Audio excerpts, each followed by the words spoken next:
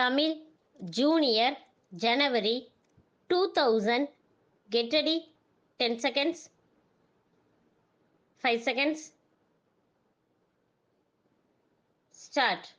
அன்பார்ந்த நண்பர்களே, இந்த இனிய மாலை பொழுதில் தமிழ்நாடு சுற்றுலா வர்த்தக பொருட்காட்சியின் துவக்க விழாவில் கலந்து கொண்டு உங்களை சந்தித்து உரை நிகழ்த்தும் வாய்ப்பை அளித்த சுற்றுலாத்துறை அலுவலர்களுக்கு என் நன்றியை தெரிவித்துக் கொள்கிறேன்.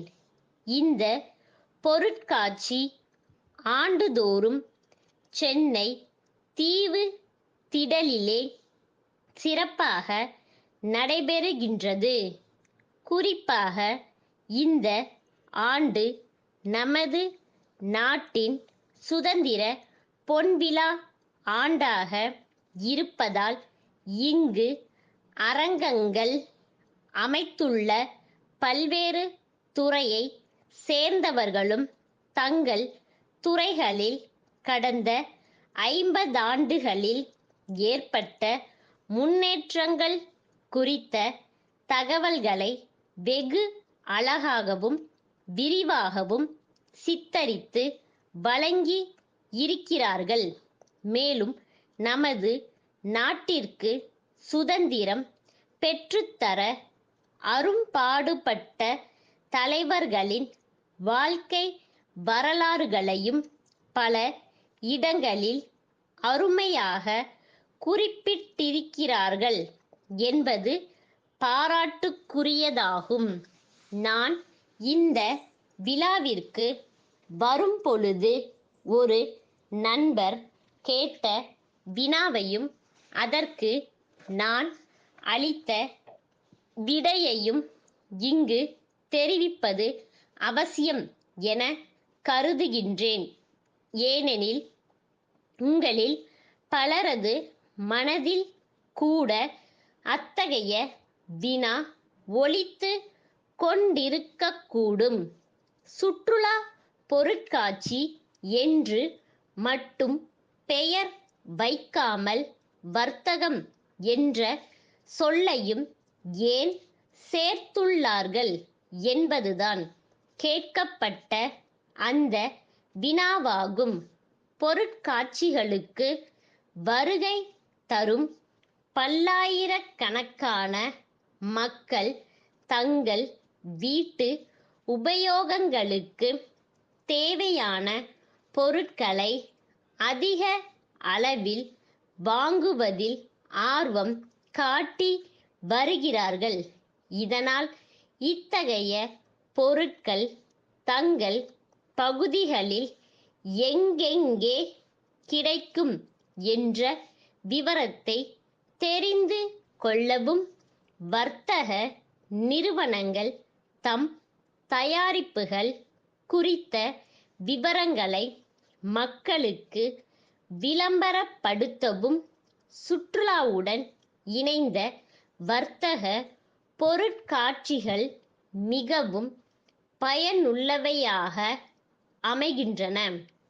இதன் காரணமாகத்தான் இது சுற்றுலா வர்த்தக பொருட்காட்சி என பெயரிடப்பட்டு வருகின்றது.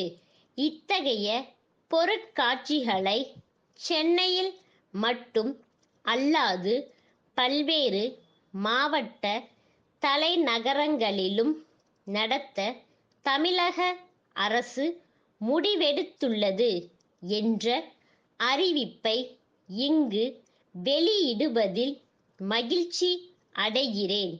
இன்னும் பல கருத்துக்களை கூற விரும்பினாலும் நேரம் அதிகமாகிவிட்ட காரணத்தால் காலத்தின் அருமை கருதி இங்கு வருகை புரிந்திருக்கும் அனைவருக்கும் என் மனமார்ந்த நன்றியை தெரிவித்து அமைகிறேன். வணக்கம்.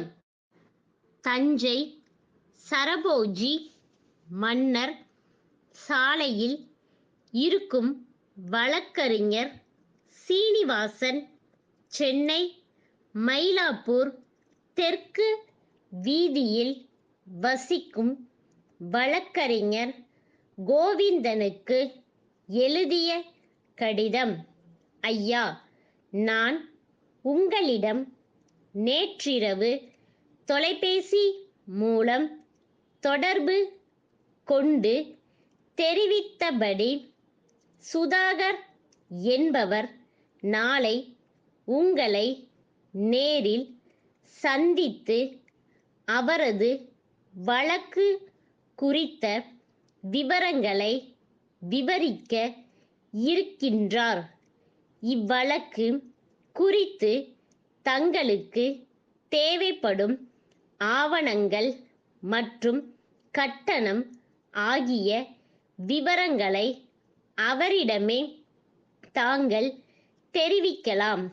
அடுத்த மாதம் சென்னை உயர்நீதிமன்றத்திற்கு ஒரு வழக்கு தொடர்பாக நான் வரவேண்டியுள்ளதால் அப்போது தங்களது அலுவலகத்தில் சந்திக்கிறேன்.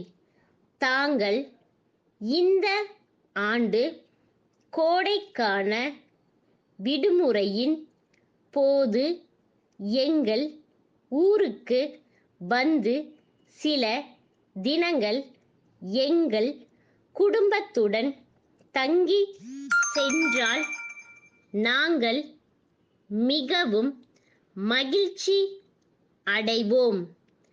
தங்கள் வளமிக்க எதிர்காலத்திற்கு எங்கள் மனமார்ந்த நல்வாழ்த்துக்கள்.